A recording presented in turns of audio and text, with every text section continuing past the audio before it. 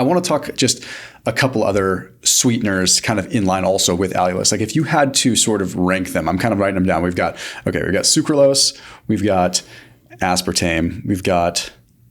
Yeah, we have the sugar alcohols. Xylitol. Yep. Yeah, so that's xylitol, malitol, erythritol. They're all in the same family, but I don't give them equal marks though, so we can still rank them. So after today's video, I put a link down below for 25% off Seed's Daily Synbiotic. I'm a huge fan. It's the only probiotic that I personally use. And the interesting thing is they publish a lot of their own literature. So they publish their own clinical trials.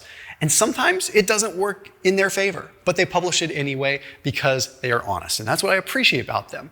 But interestingly enough, it's the only probiotic that has this multi-stage delivery system where it has a capsule inside of a capsule.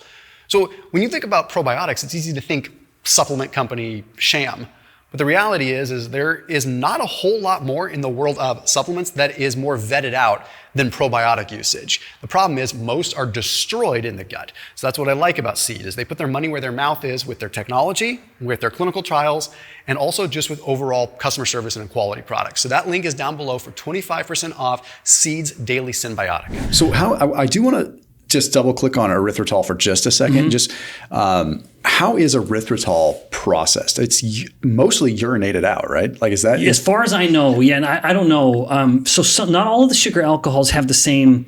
Like on the kind of bad end of the sugar alcohols, it's either maltitol or mannitol. You actually do have a decent amount of absorption and digestion and even an insulin response.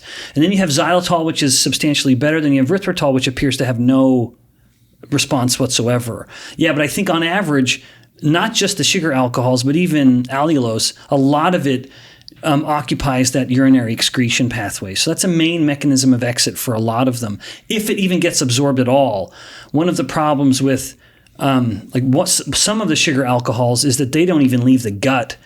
And so they stay in the gut. While you taste it, it stays in the intestines, and it creates what's called an osmotic gradient, and it starts pulling in a lot of water. We've experienced that. Yeah, everyone. If anyone wants a few minutes of humor, go on to like Amazon and look up the reviews for sugar-free gummy bears, and it's just people talking about these explosive moments. You know, it's just the most hilarious set of stories and analogies. We were in Hawaii a couple of weeks ago with my.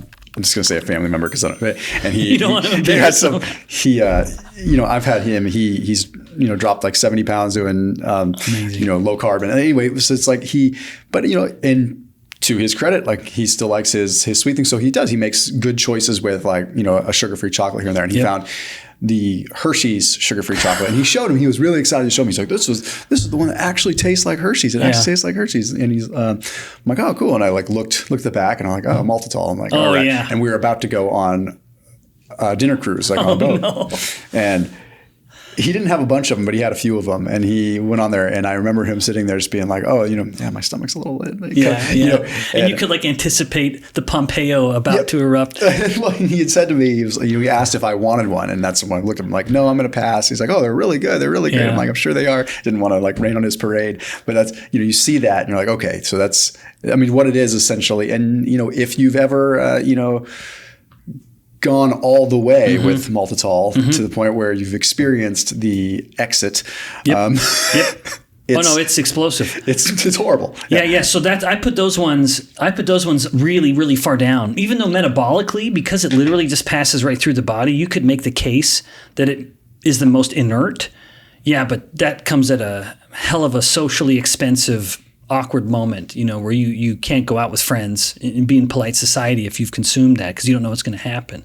So on that ranking, I have no problem putting allulose first, and then I actually am very comfortable stevia and monk fruit extract. I generally give very good scores to as those natural sweeteners. But then most monk fruit extract and even some stevia is actually mixed with erythritol, which I give of all the sugar alcohols. I consider erythritol the best. And then I also have no problem with aspartame, to be frank. As much as people have a very big fear of it, I think that fear is, on average, the research that show, aspartame causes cancer, just as an example.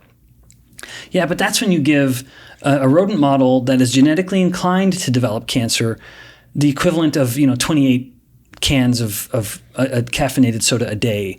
And so as much as people want to weaponize those few studies against, say, something like aspartame, my counter always is, well, what would have happened if you'd given the animal that much sugar? Yeah.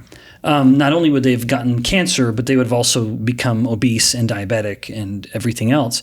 So aspartame I don't think it has earned or is worthy of the bad press that it's received from most people. It is, in a way, among the most simple because it just gets metabolized into some amino acids that if a person doesn't have a deficiency in the phenylalanine enzymatic pathway, and the vast majority of people do not, there's no problem, in my mind, with aspartame, as it literally just gets split into amino acids and then used by the body however it will. So if I were to kind of rank them all, I'd put allulose best. I do think monk fruit extract and stevia are perfectly benign and thus acceptable. And then the rest, kind of the sugar alcohols, get split up with erythritol being the best. Aspartame, I consider it to be no problem. And then sucralose, I actually have more of a problem with sucralose because of the little bit of evidence showing its ability to cross the blood-brain barrier. Mm-hmm. So that's one that I look at with a little more caution, although that's a lot of speculative research, no real evidence in humans to confirm any concerns. But it is one that gives me a little pause. Yeah. So for me personally, if I'm going to indulge in a diet soda, I personally pick the one that doesn't have the sucralose in it. But I confess it's partly just because I don't like, sucralose is a little too sweet for me. That if I'm going to have a Diet Dr. Pepper, which is my preferred diet soda indulgence, I like the diet. I don't like the zero kind of brand because that usually has sucralose in it. And it's just a little too sweet. And again, that little evidence of it having the ability to cross the blood-brain barrier is just enough to give me a little pause. What about the weird, the redheaded stepchild that's the soluble corn fiber? Yeah. On average, I'm an advocate of soluble fibers. Mm-hmm. And then if that soluble fiber, is this a sweet one? Yeah, it's like the ones that they're using, they use them in certain gummies and things like that, and a lot of keto candies. So I don't know enough about those, but on average, I'm an advocate of fiber.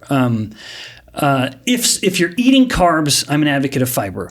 If you don't eat any carbs and you're on a carnivore diet, then the value of the fiber is diminished. And then I would just say it's up to preference. Exactly what I've always said. Do you like your bowel movements to be one particular way or another? That would really be the only variable there for me. But if you do eat carbs, focus on fiber. That's a part of that controlled carbs mantra for me.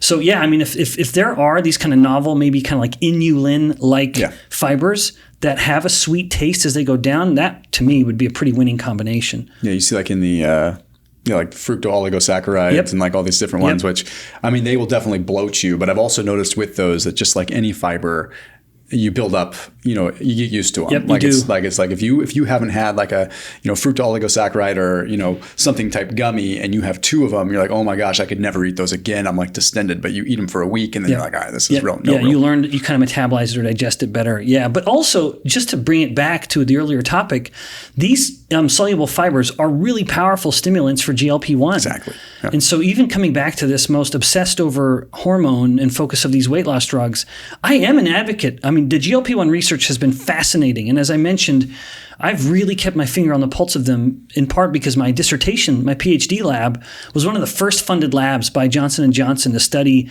the effects of these drugs and to tease out the pathway with these hormones.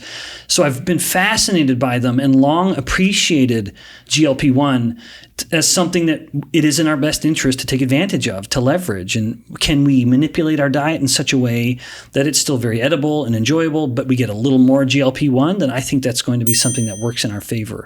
No, I'm totally with you on that.